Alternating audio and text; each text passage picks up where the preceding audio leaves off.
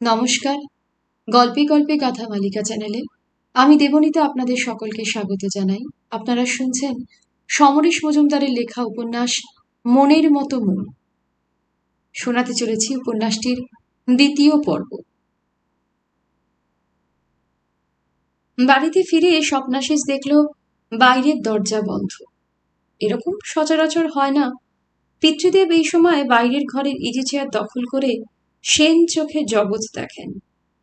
আজ হঠাৎ কোথায় গেলেন তিনি বুঝতে না পেরে কড়া নাড়ল সে। এ বাড়িতে কলিং বেল নেই। কেন নেই সে প্রশ্ন কেউ কখনো তোলেনি।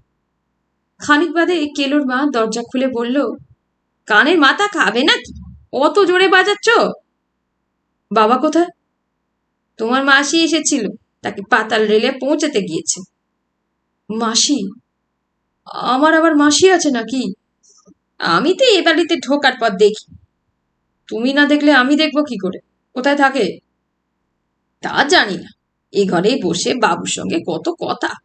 এমনিতে গলা থেকে হাঁড়ির আওয়াজ বের হয়, আর আজ কত সুর বাজলো। বাবুর গলা বলে চেনাই যাচ্ছিল না। চা বিস্কুট দিতে হলো। যাওয়ার সময় বাবা বলে গেলে, কেলুর মা, ছেলেদের মাসি এদিকের পথঘাট ঠিক চেনে না, পাতাল রেলে নামিয়ে দিয়ে আসে। কেলুর মা কথা শেষ করে দুমদাম পা ফেলে ভেতরে চলে গেল। ব্যাপারটা যে সে পছন্দ করেনি তা পরিষ্কার। কোনো মহিলা আত্মীয়া জ্ঞান হওয়ার পর এ বাড়িতে পা দেয়নি। তাহলে এই মাসি কোত্থেকে এলেন? তিনি নিশ্চয়ই এমন কেউ যাকে দেখে পিতৃদেবের চরিত্র বদলে গেল। তিনি নিজে না বললে উত্তরটা জানা যাবে না তখন এ নিয়ে মাথা ঘামিয়ে কোনো লাভ নেই।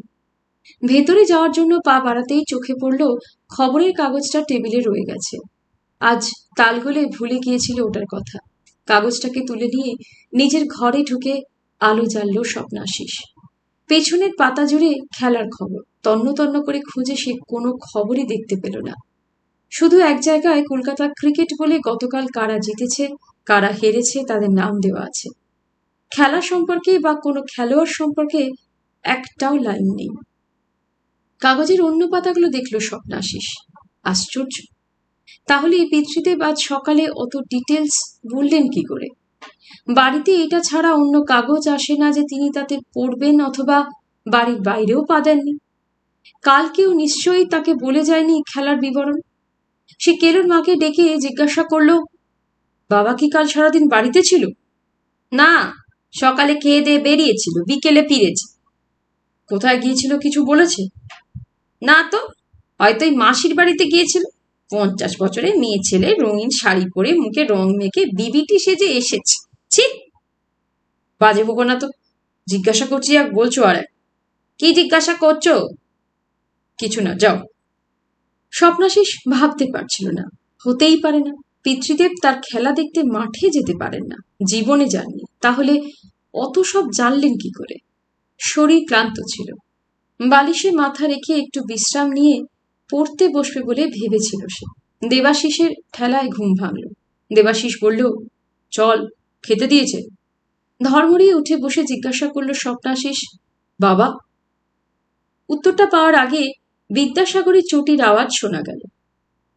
24 ঘন্টার মধ্যে এই সময়টাই সবচেয়ে খারাপ। তিনজনকে একসঙ্গে খেতে বসতে হয়।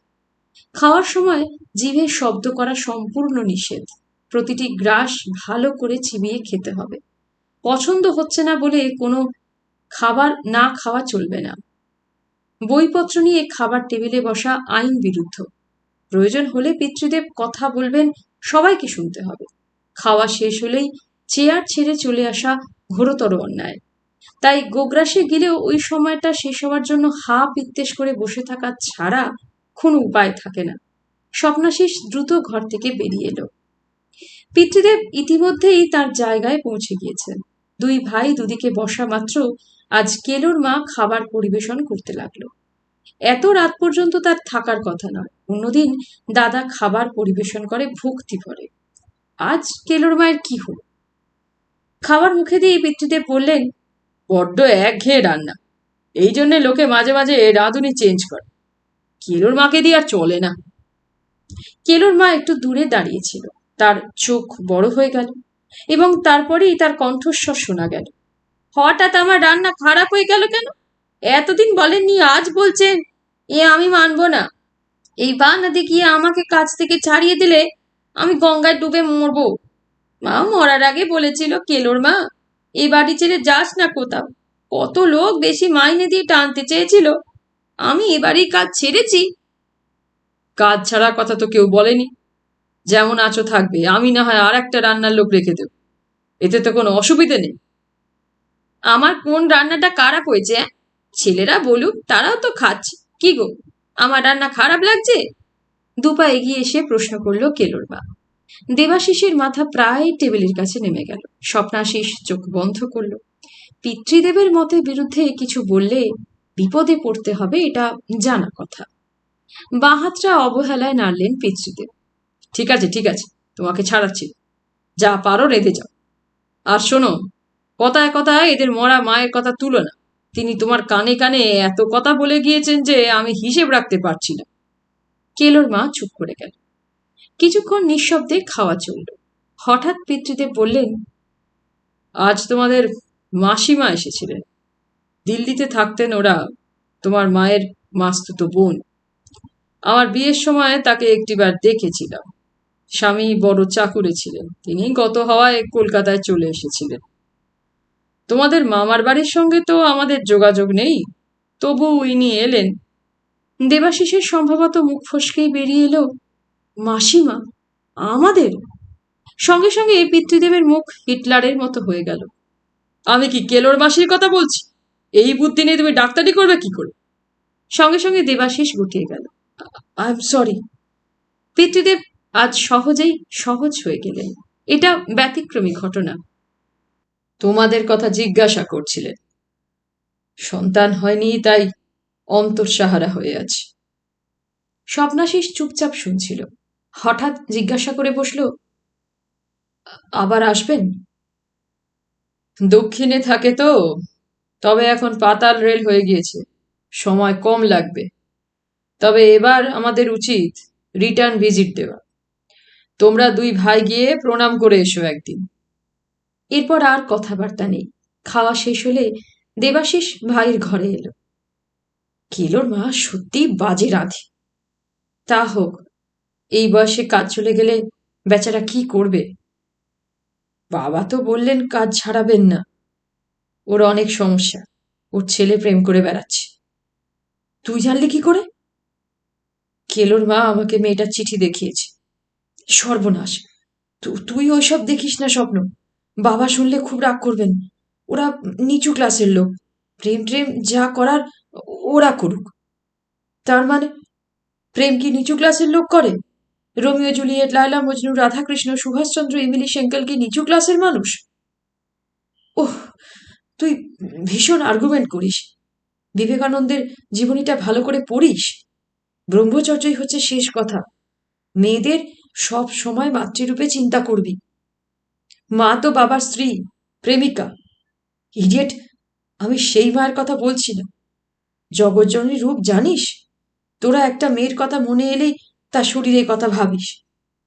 কিন্তু কোনো মেয়ের শরীর ওপেন করলে দেখতে পেতিস রক্ত, মাংস, চর্বি আর হাড় ছাড়া কিছু নেই। আর সেগুলোর অবস্থান ছেলেদের চেয়ে অনেক জটিল। না না, তোর কথাবার্তা আমার ভালো লাগছে না। বাবার কথা মনে রাখ। মা চলে যাওয়ার সময় তুই এতটুকু ছিলিস। নিজের সব সুখ বিসর্জন দিয়ে তোকে মানুষ করেছেন ব্রহ্মচারীর মতো। যে কোনো সন্তানের কাছে পিতাই স্বর্গ, পিতাই ধর্ম। তিনি চান আমরা ব্রহ্মচারীর মতো বাস করি, তাই করব। সত্যিকারের সুখী জীবন, শান্তির জীবন যদি চাস, তাহলে বন্ধনমুক্ত হয়ে থাকতে হবে। আশ্চর্য, তুই আমাকে এত জ্ঞান দিচ্ছিস কেন?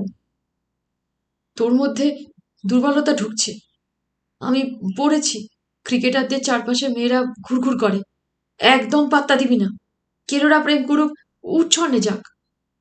দেবাশিস কথা শেষ করে ঘর ছেড়ে বেরিয়ে গেল। পরের ম্যাচে আবার সেঞ্চুরি, 132 নট আউট, একটা চান্সলেস ইনিংস। ওপেন করতে এসে 7 উইকেট পর্যন্ত 80 বলে ওই রান। দল জিতল 23 রানে। হরিমাধবদা জড়িয়ে ধরেছিলেন, সেঞ্চুরির জন্য নয়। থার্ড স্লিপে ফিল্ড করে 3টে চমৎকার ক্যাচ ধরার জন্য তিনি এতটাই উৎফুল্ল যে সাগরে নিয়ে গিয়ে খাইয়ে দিলেন স্বপ্নাশিসকে। খেতে খেতে বললেন, জানিস স্বপ্ন, আমার জীবনেও একটা স্বপ্ন আছে, অনেক অপমান কষ্ট দুঃখ মুছে ফেলার স্বপ্ন। এই এত বছর ধরে আমি চেষ্টা করে চলেছি, পূর্ণ হয়নি। হ্যাঁ, আমি অনেক রঞ্জি প্লেয়ার তৈরি করে দিয়েছি, কিন্তু তারা সুযোগ পাওয়া মাত্র আমাকে ছেড়ে গিয়েছে। হরিমাধবদার মুখ দেখে কষ্ট হলো স্বপ্নাশিসের। কি স্বপ্ন আপনার? একই সঙ্গে লিগ এবং নকআউট জিতব, যে দুটো টিম কলকাতায় রাজত্ব করে তাদের ওপরে আমাদের ক্লাবকে তুলে দেব। এই দুটো ক্লাব ছাড়া আর একটা ক্লাব রাজত্ব করতো আমাদের সময়, ওদের ক্লিকবাজিতে আমাকে দল থেকে বাদ পড়তে হয়েছিল। যাকে আজ জেতার পর আমরা এখন 2 নম্বরে। বাকি দুটো ম্যাচ যদি জিততে পারি তখন একটা সুযোগ আসবে, লিগ পেতেই হবে আমাদের।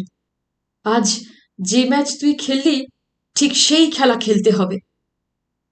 সুব্রতকে আজ খেলালেন না কেন? দুটো ম্যাচের জন্য ওকে সাসপেন্ড করেছিলাম। ও কখনো সিরিয়াস নয়, বেশি দিন টিকতে পারবে না।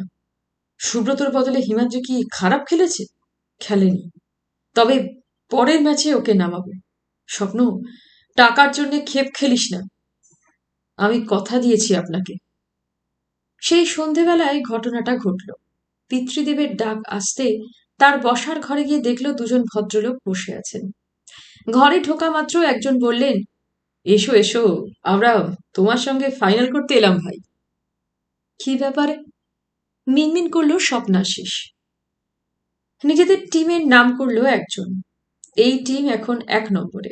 বললেন, সামনের সিজনে তুমি আমাদের টিমে খেলবে, 10,000 টাকা পাবে আর চাকরির ব্যবস্থা হবে। তোমার ভবিষ্যতের দায়িত্ব আমরা নিচ্ছি। পিতৃদেব বললেন, সে কি, এই খেলা খেলে এত পাওয়া যায়? আমরা দিচ্ছি, কিন্তু তার বদলে আমাদের অনুরোধ আছে। অনুরোধ? পিতৃদেব জানতে চাইলেন। হ্যাঁ, ওদের আর 2টো ম্যাচ বাকি।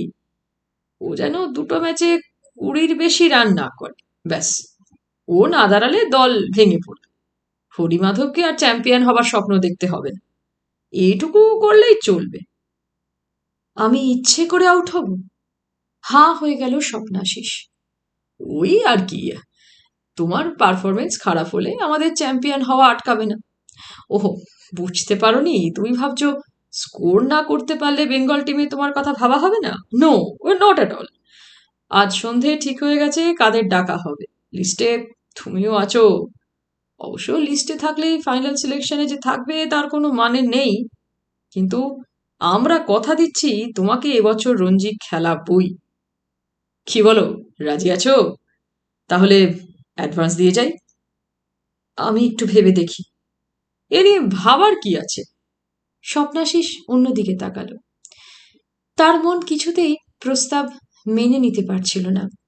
এবার পিতৃদেব বললেন, অল্প বয়স, আপনারা বললেন আর ও হ্যাঁ বলে দেবে এমনটা আশা করা ঠিক নয়।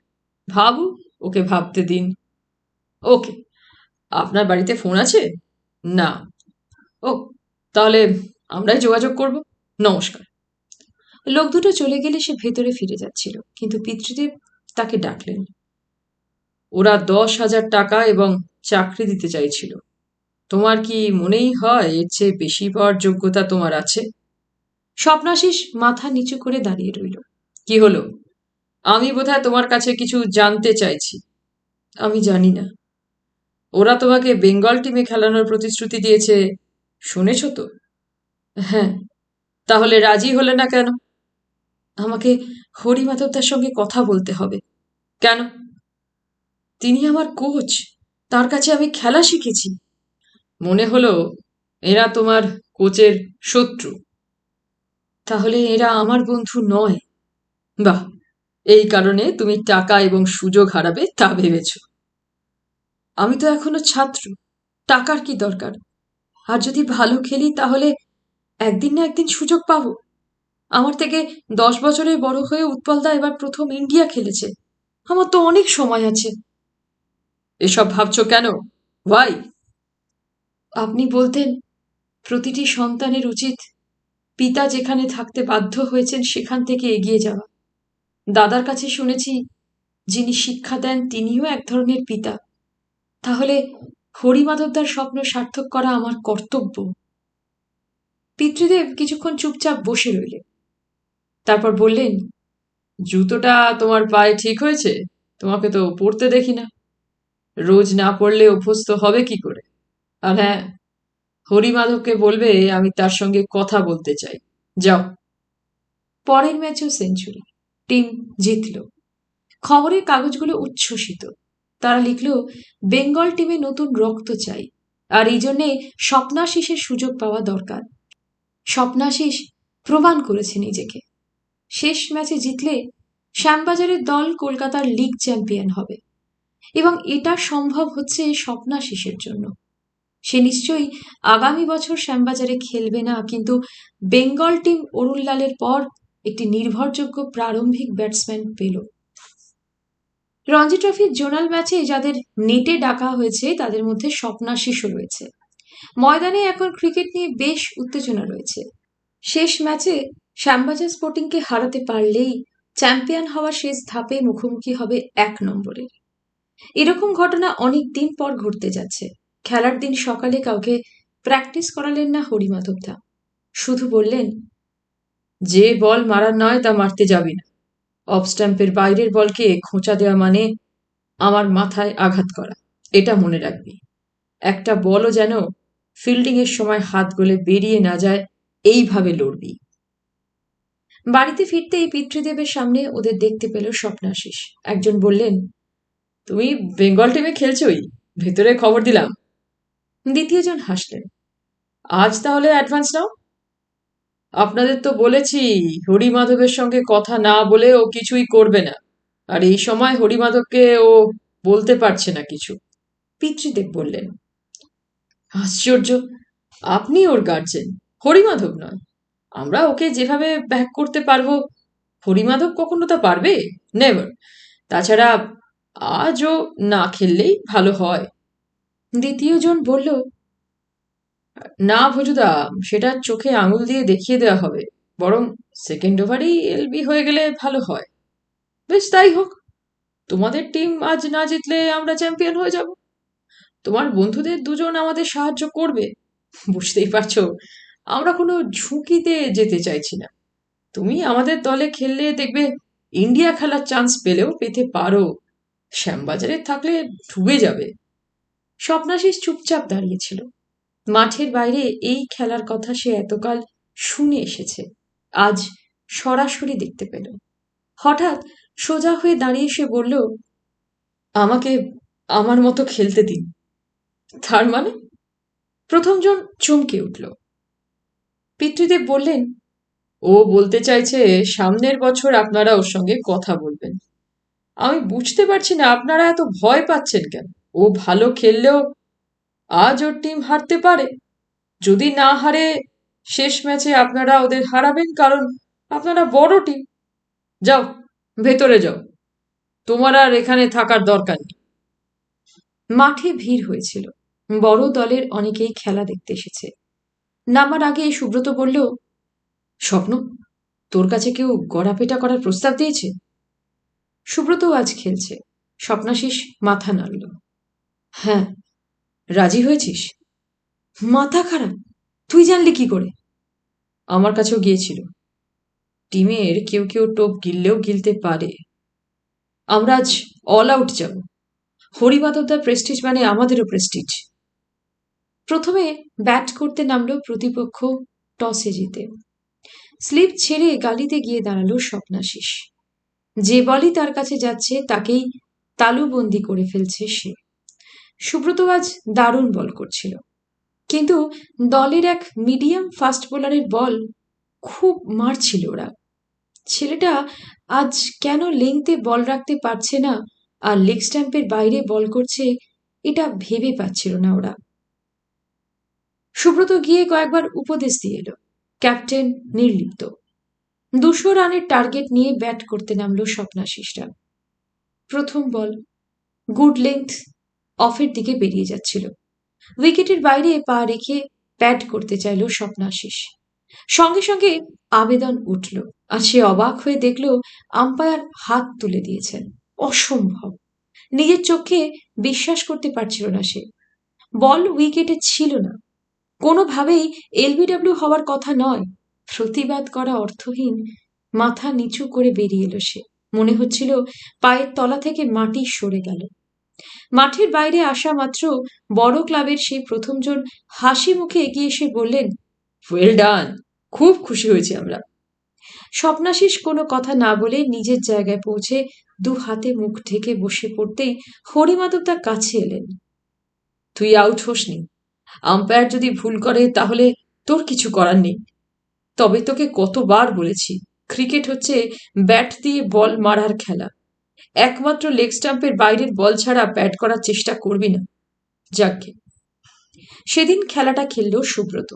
বোলার হিসেবে 3টে উইকেট নিয়েছিল, কিন্তু 6 নম্বরে ব্যাট করে একাই টিমকে জিতিয়ে দিয়ে শ্যামবাজারকে শেষ ধাপে তুলে দিল সে। সবাই যখন তাকে জড়িয়ে ধরে উল্লাস করছে, তখন সুব্রত বলল, ধুর, আমি তো মরিয়া হয়ে ব্যাট চালিয়েছি, ঠিকঠাক লেগে গিয়ে রানগুলো চলে এলো, আমার কোনো ক্রেডিট নেই। স্বপ্নাশিসের খুব লজ্জা করছিল। একদম অবিবেচকের খেলা খেলেছে। 10টা ভালো খেলার পর এরকম একটা খেলা খেলোয়াড়ের 12টা বাজিয়ে দেওয়ার পক্ষে যথেষ্ট। বড় টিম আজ গট আপ করার চেষ্টা করেছিল, এই খবরটা চাপা থাকেনি। হরিমাধব দা তাকে ডেকে জিজ্ঞাসা করলেন, হ্যাঁ রে, তোর সঙ্গে ভুজুরা কি যোগাযোগ করেছিল? সত্যি কথা বলল স্বপ্নাশিস। হ্যাঁ। কোনো অফার দিয়েছে? হ্যাঁ, বেঙ্গলে খেলার সুযোগ করে দেবে বলেছে। বাহ, খুব ভালো। তা খবরটা আমাকে জানাসনি কেন? আমি গুরুত্ব দিইনি তাই আপনাকে বলিনি। গুরুত্ব দিসনি? ওরা তোকে সামনে বছর নিতে চায়নি? হ্যাঁ, 10,000 টাকা দিতে চেয়েছে, কিন্তু আমি রাজি হইনি। তুই যে সত্যি কথা বলছিস তার কোনো প্রমাণ আছে? আজ যদি দলে কেউ সন্দেহ করে তুই গট আপ করে আউট হয়েছিস, একজন ইচ্ছে করে মারার বল দিয়ে রান বাড়িয়েছে, তাহলে সেটা মিথ্যে প্রমাণ করতে পারবি? অন্য কেউ কি করেছে আমি জানি না, তবে ওরা বাড়িতে এসেছিল, আমার বাবার সামনে কথা হয়েছে। আপনি তার সঙ্গে কথা না বললে জানতে পারবেন না। তোর বাবা তো শুনেছি ক্রিকেটের এগেনস্ট, তাহলে কথাবার্তা বললেন কি করে? বাবা কিছুই বলেননি, কিন্তু শুনেছেন। তোর উচিত ছিল আমাকে এসে জানানো, সেটাই ঠিক কাজ হতো। তোর অনেস্টি নিয়ে কেউ সন্দেহ করতো না। হরিমাধব দা মাথা নাড়লেন। আপনি কি আমাকে সন্দেহ করছেন? না, সেটা করতে এই রুচিতে বাধে, কিন্তু আমরা কেউ জানলাম না। সুব্রত জানে, ওর সঙ্গে আজ ম্যাচের আগে আমার কথা হয়েছে। আমরা কিছুতেই গট আপের শিকার হব না বলে স্থির করেছিলাম। তাই আপনি সুব্রতকে ডেকে জিজ্ঞাসা করুন। দরকার নেই, তুই এত কাঁচা মিথ্যে বলবি না। তা কি ঠিক করলি? কিসের? সামনে বছর ওদের টিমে জয়েন করবি? আমি ওদের বলেছি আপনার সঙ্গে কথা বলার পর ভেবে বলবো। হরিমাধব দা চেয়ে থাকলেন কিছুক্ষণ, তারপর কোনো কথা না বলে ফিরে গেলেন। মন খুব খারাপ হয়ে গেল স্বপ্নাশিসের। আউট না হয়েও আউট হওয়ার চেয়ে এই মন খারাপ বেশি খারাপ। সকাল 9:30টায় বিদ্যাসাগর কলেজের সামনে পৌঁছে স্বপ্নাশিস দেখলেও কয়েকটা ছেলে উল্টো দিকের ফুটপাথে দাঁড়িয়ে হাসাহাসি করছে। ছেলেগুলো যে লপেটা ধরনের তা এক নজরেই বোঝা যায়। আহির কলেজ থেকে বেরিয়ে নিশ্চয়ই হ্যারিসন রোড পর্যন্ত হেঁটে যায় এবং ওখান থেকেই স্টেশনে যাওয়ার ট্রাম বাস ধরে। তাহলে কলেজের সামনে না দাঁড়িয়ে একটু এগিয়ে দাঁড়ানোই ভালো। বিনা সিনেমা ছাড়াতেই ঠনঠনে কালীবাড়ির সামনে পৌঁছে গেল। দাঁড়িয়ে নজর রাখছিল সে। কিছু কিছু মেয়ে গলিটা থেকে বেরিয়ে এপাশ ওপাশ চলে যাচ্ছে, কিন্তু তাদের মধ্যে আহির নেই। তার মন বলল, 10 মাইল দূরে 10,000 লোকের মধ্যে থাকলেও সে আহিরকে এক পলকেই চিনতে পারবে। ঘড়িতে যখন 10টা তখন চিন্তায় পড়ল সে। আহির কি আজ কলেজে আসেনি? ওর শরীর কি খারাপ? মাথার আঘাত থেকে কোনো গোলমাল হলো না তো? সে মুখ ফিরিয়ে কালীবাড়ির দিকে তাকালো, তারপর মাথা নাড়ল এবং তখনই সে আহিরকে দেখতে পেল। গলি দিয়ে বেরিয়ে একাই দ্রুত হেঁটে আসছে, একটা হলুদ স্বপ্নের মতোই হেঁটে আসা। ধীরে ধীরে আবিষ্ট স্বপ্নাশিস রাস্তা পেরিয়ে দাঁড়ালো মুখোমুখি হবার জন্যে। আরে, একেই বলে কাকতালীয় ব্যাপার। সুন্দর হাসলো আহির। কেন? আজ সকালে মনে হচ্ছিল আপনার সঙ্গে দেখা হলে ভালো হয়। এখন কলেজ থেকে বেরিয়ে ভাবলাম আপনার হয়তো আমাকে মনেই নেই। আমি দেখা করতেই এখানে দাঁড়িয়ে আছি। এখানে কেন? কলেজে গেলেন না কেন? ওখানে অস্বস্তি হচ্ছিল। চলুন। ওরা পাশাপাশি হাঁটছিল। রাস্তার লোকজন তাদের দেখছে, দেখুক। পৃথিবী তার সবকটা চোখ মেলে দেখে নিক। নিজেকে এখন সম্রাট বলে মনে হচ্ছে। খেলা কেমন চলছে? ভালো না। কেন? কাল একটা ইম্পর্টেন্ট ম্যাচে রান করতে পারেনি, কিন্তু টিম জিতেছে। এরকম তো হয়ই। আমি খুব সমস্যায় পড়েছি। কি? স্বপ্নাশিস দাঁড়ালো। আমরা কি কোথাও বসতে পারি? আপনার হাতে সময় আছে? ঘড়ি দেখলো আহির। একটু ভাবলো, তারপর বলল, আধ ঘন্টা পরে গেলেও চলবে। বসার জায়গার খোঁজে হ্যারিসন রোডের মোড়ে পৌঁছে কফি হাউসের কথা খেয়াল হলো। দোতলায় উঠে দেখলো এখন কফি হাউস প্রায় ফাঁকা। টেবিলে বসে আহির বলল, এবার বলুন। স্বপ্নাশিস বলল, হরিমাধব সঙ্গে তার সম্পর্ক, শ্যামবাজারে ক্লাবে খেলা এবং হঠাৎই নতুন প্রস্তাবগুলোর কথা বলে গেল। সব শুনে আহির জিজ্ঞাসা করল, কিন্তু এটাকে সমস্যা বলছেন কেন? সমস্যা না। আমি খেলতে না পারলে সবাই সন্দেহ করছে গট আপ করেছি বলে। বড় টিমে যাওয়ার কথা যদি না দিই, তাহলে বেঙ্গলের চান্স পাবো কিনা সন্দেহ। আপনি কোনটা বড় বলে মনে করেন, সততা না কেরিয়ার? দুটোই। তাহলে আপনার কোচের সঙ্গে থেকে ভালো খেলার চেষ্টা করুন। আপনার মধ্যে যদি দক্ষতা থাকে তাহলে কাল সুযোগ পাবেনই। স্বপ্নাশিস তাকালো। পিতৃদেব প্রায়ই বলতেন তার ভবিষ্যৎ অন্ধকার, চাকরি বাকরি কোনোদিন পাবে না। বড় ক্লাবে গেলে চাকরি পাওয়া অনেক সহজ হয়ে যাবে, কিন্তু সে মনে মনে স্থির করল আহিরের কথাই মেনে নেবে। ঠিক বলেছেন। কফি এলো। ওরা চুপচাপ কফি খাচ্ছিল। আহির বলল, চুপ করে আছেন যে, কথা বলুন। হ্যাঁ, মানে আপনিও তো বলছেন না। বুঝলাম। সমস্যা বলা হয়ে গেলে আপনারও কথা ফুরিয়ে গেল। তা নয়, আসলে আমি কখনো কোনো মহিলার সঙ্গে কথা বলিনি। মহিলা? হে মা, আপনি আমাকে মহিলা বলছেন? তাহলে কি বলবো? মেয়ে। মহিলা শুনলে বয়স্কা মনে হয়। আপনার বাড়ি কোথায়? স্বপ্নাশিস জানালো। মা? আমাকে জন্ম দিয়ে মারা গেছেন। ও, তাহলে আপনাদের বাড়িতে কোনো মহিলা নেই? না, এক কেলোর মা আছে, কাজকর্ম করে। আপনার দাদা কি করেন? ডাক্তারি পড়ছে। ও বাবার আদর্শে মানুষ, সারা জীবন ব্রহ্মচারী হয়ে থাকবে। আশ্চর্য, আপনার বাবা তো ব্রহ্মচারী নন, উনি তো বিয়ে করেছিলেন। স্বপ্নাশিস জবাব দিল না। বাবাকে নিয়ে এসব কথা ভাবতেও কেমন ভয় হয়। আপনার বাবা কিরকম মানুষ? বাবা প্রচন্ড রাগী, পান থেকে চুন খসার জো নেই। আপনি ভয় পান? ভয় পায় না এমন কাউকে আমি চিনি না। আপনার খেলাধুলাকে সাপোর্ট করেন? এতদিন করতেন না, বাধাও দিতেন না। এখন যেন মনে হচ্ছে মেনে নিয়েছেন। তাহলে আর আপনার সমস্যা কোথায়? কদিন ধরে মনের ওপর যে চাপটা জন্মেছিল, মুহূর্তেই সেটা উধাও হয়ে গেল। স্বপ্নাশিস হাসল। ঠিক আছে, ছেড়ে দিন এসব কথা। খেলাটা কবে? আগামীকাল। কোথায়? মাঠের নাম বলল স্বপ্নাশিস। আহির বলল, কাল আমাদের ক্লাস নেই। বাপিকে নিয়ে আপনার খেলা দেখতে যেতে পারি। সেঞ্চুরি করা যায় কিন্তু।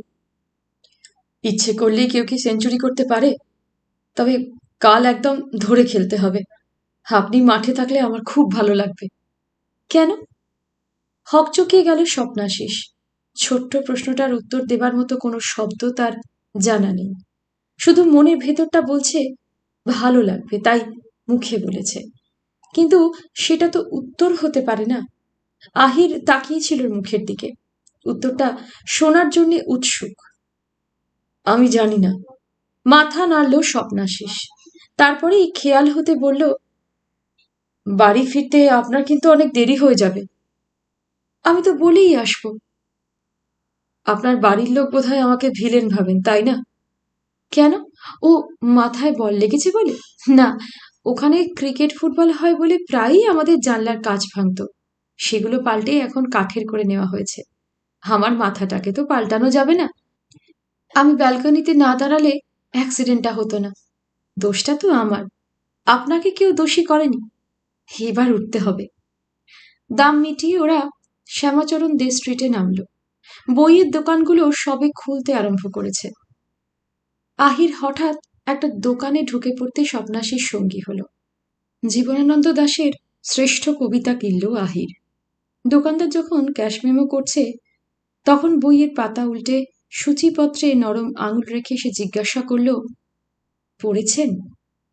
মাথা নাড়ল স্বপ্নাশিস। না। দুচোখ বড় হয়ে গেল আহিরের। সে কি? স্বপ্নাশিস বুঝল উত্তরটা ঠিক হয়নি, কিন্তু যা সত্যি তাই বলেছে। সে রেগে গেল। আচ্ছা, আপনি সানি ডেজ পড়েছেন? পড়েননি। বিটুইন দ্য উইকেট পড়েছেন? তাও পড়েননি। ওগুলো নিশ্চয়ই ক্রিকেট সংক্রান্ত বই। হ্যাঁ। এরপর নিশ্চয়ই জিজ্ঞাসা করবেন ওয়াটার পোলোর ওপর লেখা কোনো বই পড়েছি কিনা। আরে ওগুলো হচ্ছে একটা বিশেষ শাখার বই, স্পেশালাইজড। ওই লাইনে যার ইন্টারেস্ট আছে তার জন্যে। কিন্তু রবীন্দ্রনাথ, জীবনানন্দ, সুভাষ মুখোপাধ্যায়দের যে কোনো বাঙালির নিজস্ব অস্তিত্বের জন্য পড়া উচিত। আমার কাছে বেশি টাকা নেই, নইলে আপনাকে একটা কিনে দিতাম। এগুলো না পড়লে অনুভূতি ভোঁতা হয়ে যায়। পড়েনি বলে নিজেকে অপরাধী বলে মনে হচ্ছিল। সে কি করে বলবে বাড়িতে গল্পের বই পড়ার রেওয়াজ নেই। মায়ের আমলে যে কটি বঙ্কিমচন্দ্র এবং রবীন্দ্রনাথের পাশাপাশি ফাল্গুনী মুখোপাধ্যায়ের বই কেনা হয়েছিল, তা পিতৃদেব আলমারি বন্দি করে রেখেছেন। মায়ের স্মৃতিতে হাত দেওয়ার সাহস কারণ নেই। ক্লাস 6-এ পড়ার সময় সে কালো ভ্রমর বাড়িতে এনেছিল বলে 20 বার উঠবোস করতে বাধ্য হয়েছিল। স্টেশনে পৌঁছে আহির খুব স্বাভাবিকভাবেই বিদায় নিয়ে চলে গেল ট্রেন ধরতে। এই এতটা রাস্তা আসার সময় তাদের কথা হয়েছে খুব কম। জীবনানন্দ দাশকে শত্রু বলে মনে হচ্ছিল স্বপ্নাশিসের। তিনি কি লিখেছেন সে জানে না, কিন্তু লেখার কি দরকার ছিল? একটা সেঞ্চুরি করার আনন্দ ম্লান হয়ে যাবে তার লেখা না পড়লে।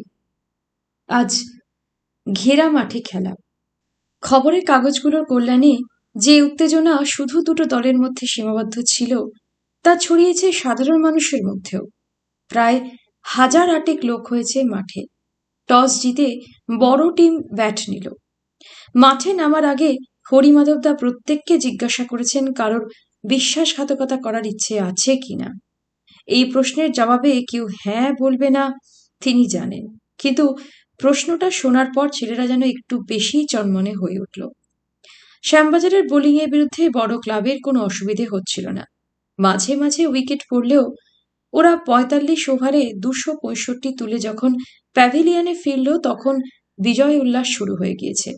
এই রানের পাহাড়ের কাছে শ্যামবাজারের আত্মসমর্পণ করা ছাড়া কোনো উপায় নেই। ব্যাট করার আগে হরিমাধবদা স্বপ্নাশিসের সামনে এলেন।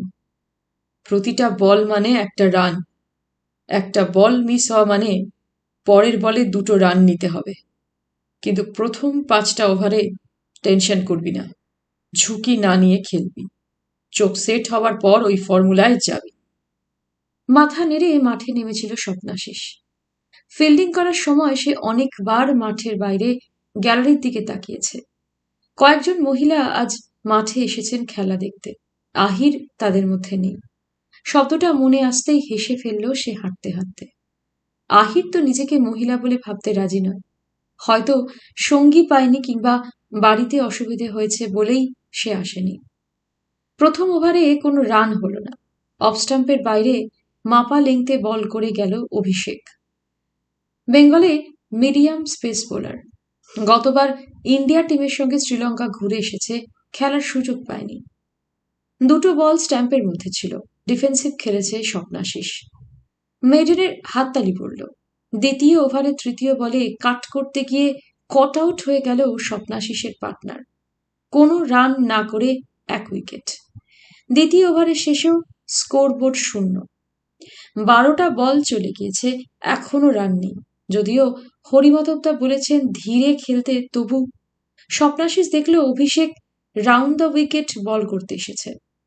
পিচে পড়ে বল এতটা বাইরে দিয়ে গেল যে উইকেট কিপারকে ঝাঁপাতে হলো সেটাকে ধরতে। আম্পায়ার ওয়াইড দিতে শ্যামবাজারের প্রথম রান হলো।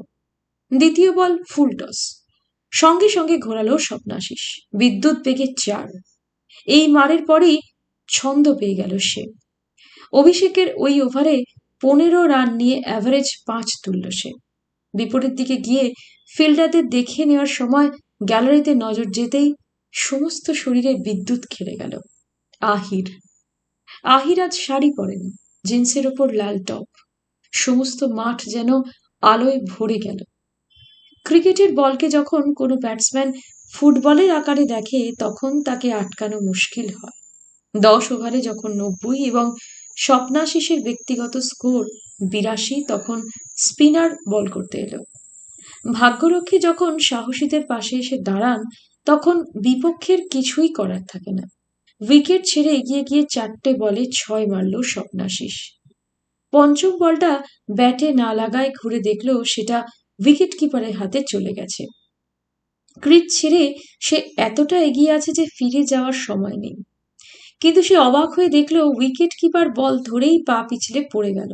মুহূর্তেই ড্রাইভ দিয়ে লাইনের ওপাশে ব্যাট রাখতে পারল স্বপ্নাশিস। দ্বিতীয় চেষ্টায় উইকেট কিপার বল তুলে উইকেট ভাঙার আগেই ঘটনাটা ঘটাতে পারল সে।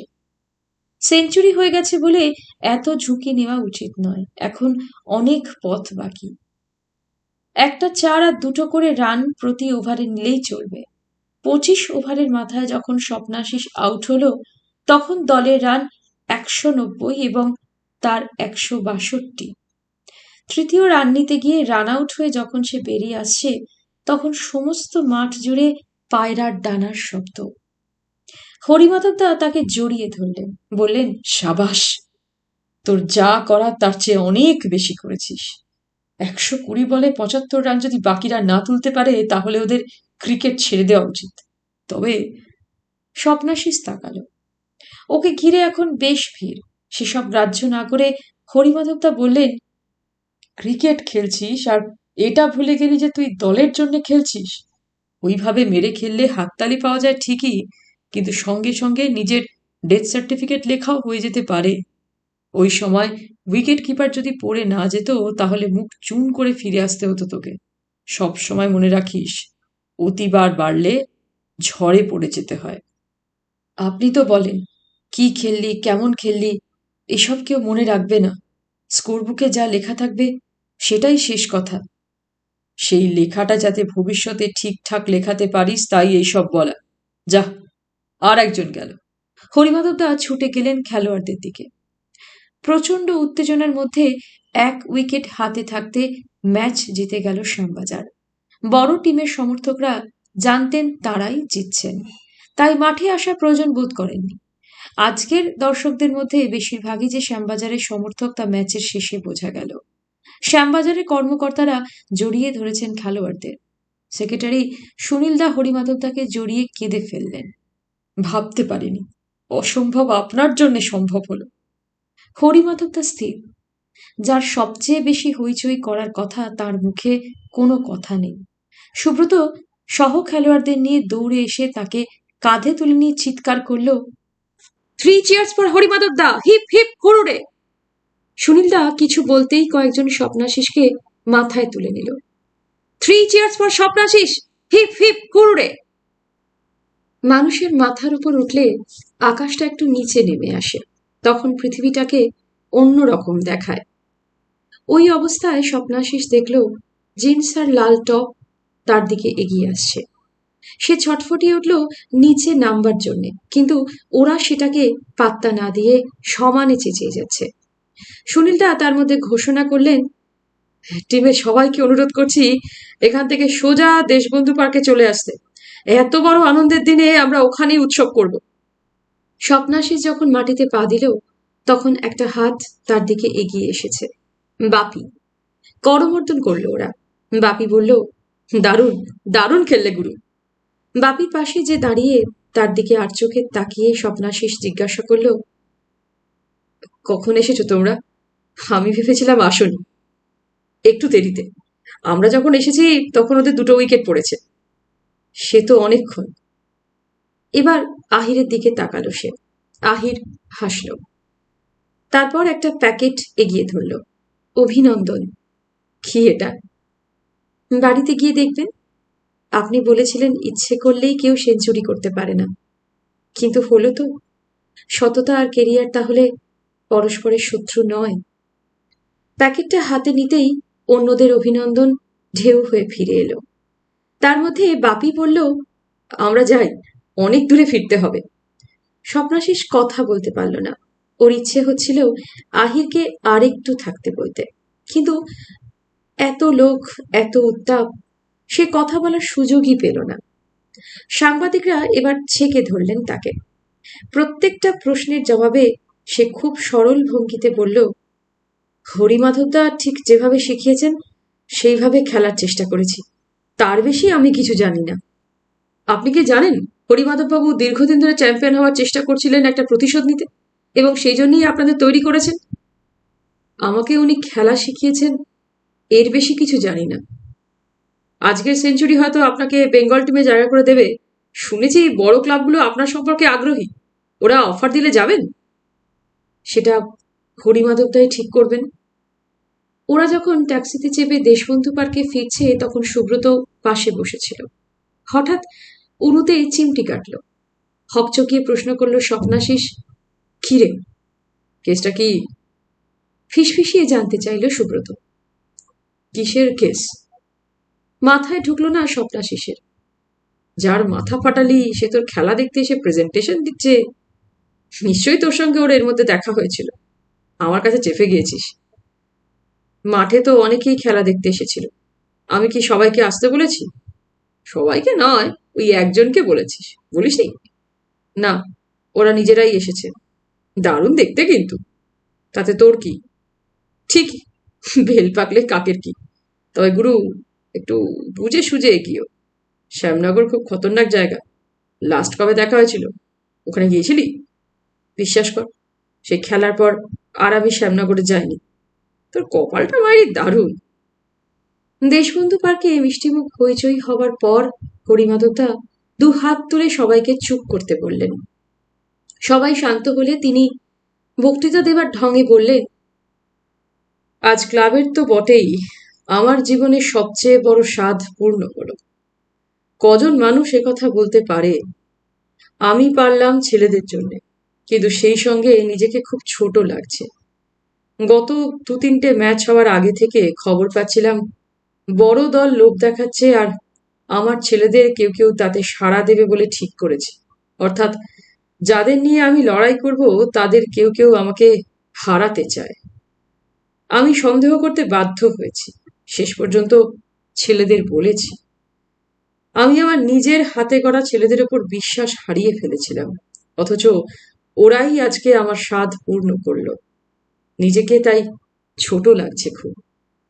আমি সুনীলের কাছে অনুরোধ করব সিনিয়রদের কোচিং থেকে আমাকে অব্যাহতি দিতে। যেসব শিশুরা প্রথম ব্যাট বল ধরতে মাঠে আসবে তাদের জন্য কিছু করতে পারলে খুশি হব, কারণ শিশুদের এখনো জটিল জীবনযাপন করতে হয় না। একবার ভেবেছিলাম যেহেতু আমার আর কোনো ব্যক্তিগত চাওয়া নেই তাই মাঠে আসা ছেড়ে দেব, কিন্তু না, ক্রিকেট আমাকে যা দিয়েছে তার ঋণ শোধ এই জীবনে হবে না। তাই শিশুদের জন্য আমি রইলাম। নমস্কার। হইচই পড়ে গেল। প্রতিবাদ, আবদার, অনুনয়, জয়ের আনন্দ যেন মুহূর্তেই উধাও। কিন্তু কোনো কিছুতেই হরিমাধবদাকে সিদ্ধান্ত থেকে টলানো যাচ্ছিল না। শেষ পর্যন্ত সুনীলদা বললেন, ঠিক আছে, আমি ওর সঙ্গে আলাদা কথা বলবো। আগামীকাল কোনো প্র্যাকটিস হবে না। সঙ্গে সঙ্গে হরিমাধবদা বললেন, সে কি, প্র্যাকটিস হবে না কেন? কোচ নেই বলে। সুনীলদা চট করে জবাব দিল, কোচ নেই বলে প্র্যাকটিস হবে না? এ কি কথা? তাহলে এতদিন ধরে এরা কি শিখলো? সুনীলদা মাথা নাড়লেন, বেশ, হবে, প্র্যাকটিস হবে। স্বপ্নাশিস একপাশে চুপচাপ দাঁড়িয়েছিল। এখন চারপাশে ছড়িয়ে ছিটিয়ে সবাই হরিমাধবদার কথা বলছে। তার সিদ্ধান্ত ঠিক না বেঠিক এই নিয়ে আলোচনা। একটু বাদে তিনি টেন্ট থেকে বেরিয়ে বাড়ির পথ ধরতে সে ওর সঙ্গী হলো। তিনি বললেন, আজ তোর কোন খেলাটা আমার ভালো লেগেছে জানিস? ওই নিশ্চিত আউট হওয়া থেকে বেঁচে যাওয়ার পর যে খেলাটা খেললি, ওইটাই খেলা উচিত। তোর সেই বেপরোয়া ভাব চলে গেল, তুই দলের জন্য খেললি। স্বপ্নাশিস চুপচাপ হাঁটছিল। একটু পরে হরিমাধবদা বললেন, তোর বয়স অল্প, কিন্তু তোর থেকে আরো কম বয়সে শচীন ইন্ডিয়া খেলেছে। আবার ডেভিডের কথা ভাব, 30 বছরে ইন্ডিয়া কাপ পেল। আমার বিশ্বাস তুই এবার বেঙ্গলে চান্স পাবি। বেঙ্গল টিমে যেমন, ইন্ডিয়া টিমেও ঠিক তেমনই কোনো ওপেনার নেই। বিহার, ওড়িশা, অসমের সঙ্গে খেলাগুলোকে যদি কাজে লাগাতে পারিস, তাহলেই অনেকটা এগিয়ে যাবি। স্বপ্নাশিসের এসব ভালো লাগছিল না। সে বলল, হরিমাধবদা। হ্যাঁ বল। আপনি আমাদের ছেড়ে যাবেন না। ছেড়ে যাচ্ছি কোথায়? কোনো সমস্যায় পড়লেই এসে কথা বলবি। তা তুই শ্যামবাজারে না খেলে বড় ক্লাবগুলোতে খেললেও আমার দরজা খোলা থাকবে। আমি দলবদল করলে আপনি খুশি হবেন? যদি তোর মনে হয় যা চাইছিস তা শ্যামবাজার দিতে পারছে না, তাহলে জোর করে পড়ে থাকলে মনের ওপর চাপ বাড়বে, সহজ খেলা খেলতে পারবি না। সেক্ষেত্রে যারা তোর সাহায্যে আসবে তাদের কাছে যাওয়াই ভালো। তবে যেখানেই যাবি সৎ থাকবি।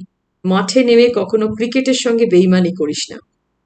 মনে রাখিস, বেইমানদের ইতিহাস কখনো ক্ষমা করে না। হরিমাধবদা আবার হাঁটা শুরু করলেন। আজ রাত হয়ে গিয়েছে বাড়ি ফিরতে।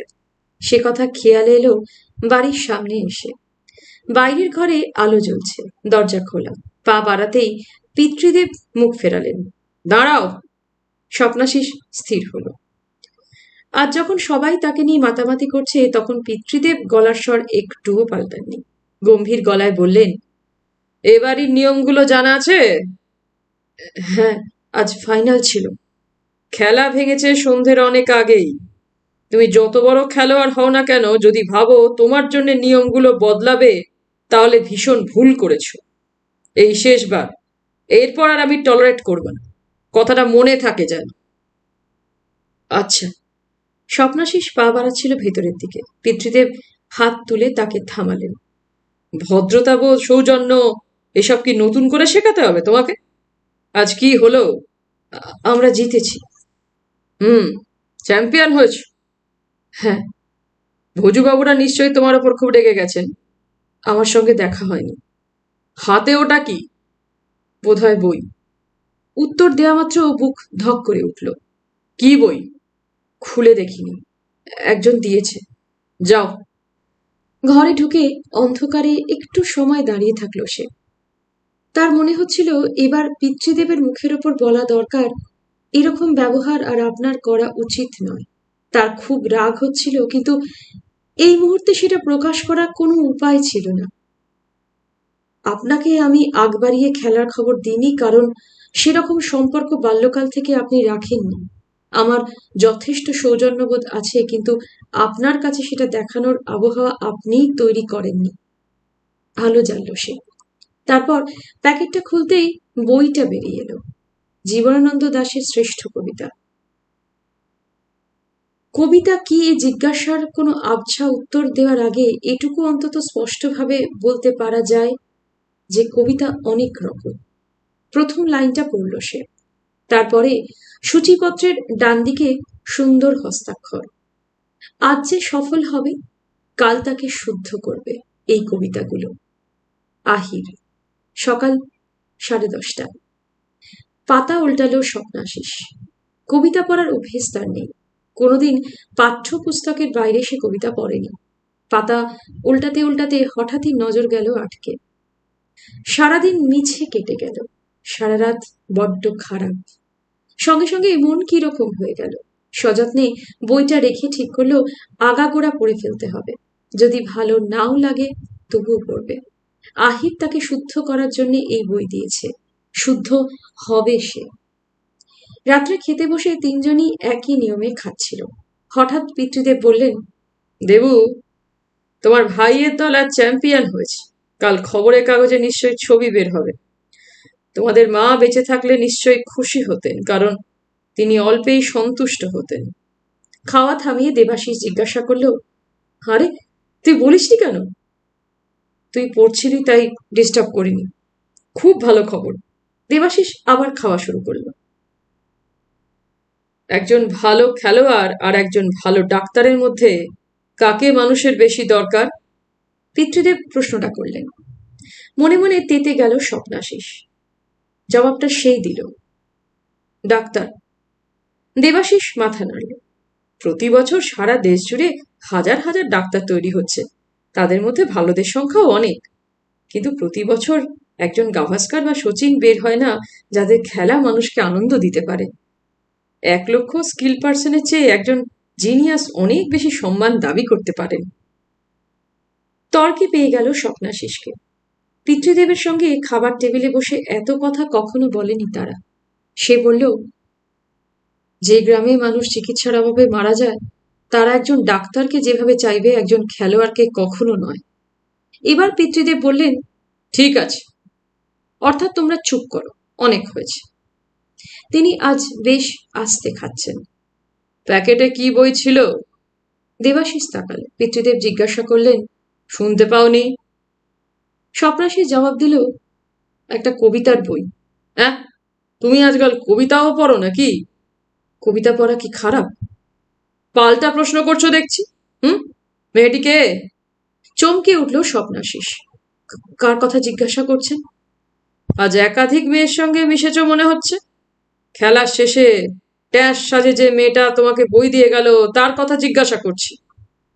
আপনি আপনি কি করে জানলেন? Shut up! আবার প্রশ্ন। আমি আমি চিনি না। শোনো, খেলোয়াড়দের চারপাশে সবসময় লোভের হাতছানি থাকে, বিশেষ করে যারা ক্রিকেট খেলে তাদের সম্পর্কে তো কত গুজব রটে। তুমি যখন মেয়েটিকে চেনো না তখন আর ওকে প্রশ্রয় দেবে না। ওর ভাবনা চিন্তা আমার ভালো লাগেনি। মনের মধ্যে তোলপাড় হচ্ছিল স্বপ্নাশিসের। আহির যে মাঠে গিয়ে তার সঙ্গে দেখা করেছিল সে খবর পিতৃদেব পেলেন কি করে? কেউ কি দেখে এসে ওকে জানিয়েছে? সে দেবাশিসের দিকে তাকালো। নির্লিপ্ত ভঙ্গিতে খেয়ে চলেছে। দাদাকে কি বাবা পাঠিয়েছিলেন? তার মনে পড়ল এর আগের দিন এ বাড়িতে আসা কাগজে খবর না থাকা সত্ত্বেও পিতৃদেব ঠিকঠাক খেলার কথা বলেছিলেন। তবে কি উনি নিজেই আজ মাঠে গিয়েছিলেন? অসম্ভব।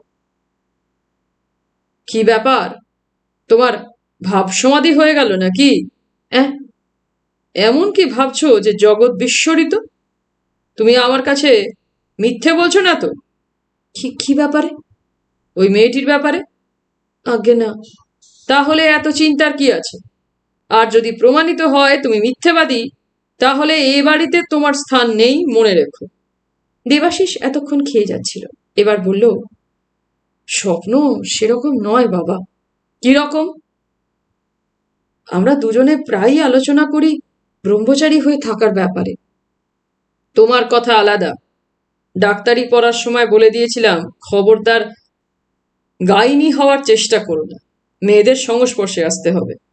তুমি কথা শুনেছ, কিন্তু একে আমি সেরকম বিশ্বাস করতে পারছি না। পিতৃদেব উঠে গেলেন। ঘরে ফিরে মনে মনে খানিকটা সময় যুদ্ধ করল সে পিতৃদেবের সঙ্গে। হিটলারের সঙ্গে এবার তাকে যে লড়াই করতে হবে তার রিহার্সাল দিল। দাদার ওপর যত ইচ্ছে রোলার ঘোড়া, ক্ষতি নেই, কিন্তু সে এবার প্রতিবাদ করবে। মুশকিল হচ্ছে ওই মুখ সামনে এলে কথাগুলো কেমন তাল পাকিয়ে ভেতরে ঢুকে যায়। সে শেষ পর্যন্ত সিদ্ধান্ত নিল তাকে তাড়াতাড়ি বড় হতে হবে, ক্রিকেট খেলে নাম এবং অর্থ উপার্জন করতে হবে। একমাত্র রাস্তা এটা। তাহলেই তার পক্ষে পিতৃদেবের সঙ্গে যুদ্ধ করা সম্ভব। মনে মনে যুদ্ধের দামামা বাজিয়ে সে জীবনানন্দের বইয়ের পাতা উল্টালো। আজ যে সফল হলো, কাল তাকে শুদ্ধ করবে এই কবিতাগুলো।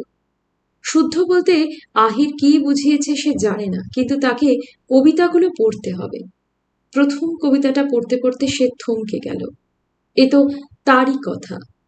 অগণন যাত্রিকের প্রাণ খুঁজে মরে অনিবার, পায় নাকো পথের সন্ধান, চরণে জড়ায়ে গেছে শাসনের কঠিন শৃঙ্খল। আর এ থেকে মুক্তির উপায় কবি লিখেছেন, ভেঙে যায় কীট প্রায় ধরণীর বিশীর্ণ নির্মুখ তোমার চকিত স্পর্শে। নির্মুখ মানে কি? কবিতার বই সরিয়ে অভিধান দেখল সে। খোলস বর্ম। চোখ বন্ধ করল স্বপ্নাশিস। সত্যি তো, পিতৃদেবের শাসনের ফলে সে এক ধরনের বর্ম পড়ে রয়েছে, নিজের মুখ প্রকাশ করতে পারছে না। একমাত্র আহিরই পারে তাকে মুক্তির পথে এগিয়ে যেতে সাহায্য করতে। জীবনানন্দকে খুব পছন্দ হলো তার। বেঙ্গল টিমে নির্বাচিত হলো স্বপ্নাশিস। খবর পেয়েই সে ছুটল হরি মাধবদার কাছে। তিনি জড়িয়ে ধরলেন। গুড। প্রথম খেলা কার সঙ্গে? ওড়িশার সঙ্গে কটকে। বাহ, এখন থেকে প্রত্যেকটা ম্যাচই তোর কাছে গুরুত্বপূর্ণ। তুই যত ভালো খেলোয়াড়ই হোস না কেন, রান করতে না পারলে তোর কোনো মূল্য নেই। পিতৃদেব খবরটা শুনে বললেন, পড়াশোনা যাও বা এতদিন হচ্ছিল, এখন সেটা শিখেই উঠল। বাড়ির বাইরে গিয়ে রাত কাটাতে হবে, সাপের 5 পা দেখো না। আপনি আমাকে অবিশ্বাস করেন? সাহস করে জিজ্ঞাসা করল সে। করি। মুখের ওপর জবাব পেয়ে অবাক হয়ে তাকালো স্বপ্নাশিস। কেন? বিকজ তুমি সাবালক হয়ে গেছো, নোংরা মেয়েদের সঙ্গে প্রেম করছো। ভাবতেই আমার শরীর গুলিয়ে ওঠে। কথাটা তোমাকে বলতেও আমার সংকোচ হচ্ছিল, কিন্তু আজ যখন প্রশ্ন করলে তখন জিজ্ঞাসা করছি, মেয়েটা কে? বুকের ভেতর ভূমিকম্প শুরু হলো। কার কথা বলছেন? সঙ্গে সঙ্গে পাশের টেবিল থেকে একটা বই তুলে কাগজটা বের করলেন তিনি। পড়ো, জোরে জোরে পড়ো। দেবু, দেবু, এদিকে এসো, কুইক।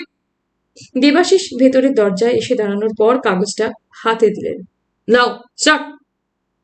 কাগজটার দিকে তাকিয়ে হতভম্ব হয়ে গেল স্বপ্নাশিস। এটা পিতৃদেবের হাতে পৌঁছলো কি করে? সে এটাকে নিজের ঘরে অভিধানের মধ্যে রেখেছিল। বোবা হয়ে থেকো না, পড়ো। শব্দটা আছড়ে পড়ল। এটা আমার নয়। আবার আর্গুমেন্ট? পড়তে বলছি, পড়ো। এই চিঠি আমার নয়, আমি পড়তে পারবো না। ছো মেরে চিঠিটা নিয়ে পিতৃদেব দেবাশিসকে দিলেন। তুমি পড়ো। দেবাশিস পড়ল। My darling, I love you. তোকে ছাড়া আমার দিল দেওয়ানা। গত শনিবার তুই আমাকে গ্রেসে সিনেমা দেখালি। মনে হচ্ছিল আমি মাধুরী আর তুই অজয়। গলে লাগজা। কিন্তু ডার্লিং, শাট আপ। ওহ, কি তোর ভাষা! ছি ছি ছি। প্রচুর বানান ভুল। দেবাশিস পিতৃদেবের বাড়ানো হাতে চিঠি ধরিয়ে দিল। অশিক্ষিত, আনকালচার্ড, এই সব নোংরা মেয়ের সঙ্গে তুমি মিশছ? লুকিয়ে লুকিয়ে গ্রেসে সিনেমা দেখতে যাওয়া হচ্ছে। পাপ কখনো চাপা থাকে না, পাপি ভুল করবেই। তাই ডিকশনারিতে ডেকেছিলে এটা। হুম, আমার চোখকে ফাঁকি দেওয়া। এ চিঠি আমার নয়। আবার মিথ্যে কথা, লায়ার। আমার কথা বিশ্বাস না করলে আপনি কেলোর মাকে জিজ্ঞাসা করতে পারেন। কেলোর মা? তাকে কেন জিজ্ঞাসা করব? ওই চিঠি কেলোর মাই আমাকে দিয়েছে। I C. স্যাখার, আজই ওকে তাড়াব। তুতির কাজ করছে পুরি। কেলোর মা! বজ্রকণ্ঠে হুঙ্কার ছাড়লেন পিতৃদেব। কেলোর মা যে কাছাকাছি ছিল তা বোঝা গেল তার দ্রুত প্রবেশে। গেট আউট, নিকালো আসে। ওদের মা চলে যাওয়ার পর থেকে তোমার ওপর ছেড়ে দিয়ে কি ভুল করেছি? ওই ছেলেটার মাথা খাচ্ছ তুমি। আমি আবার কি করলাম? এ চিঠি এ বাড়িতে আনোনি তুমি? ওটা কি চিঠি? My darling, আগালে লাগজা। কে লিখেছে? নাম কি তার? বিন্দু।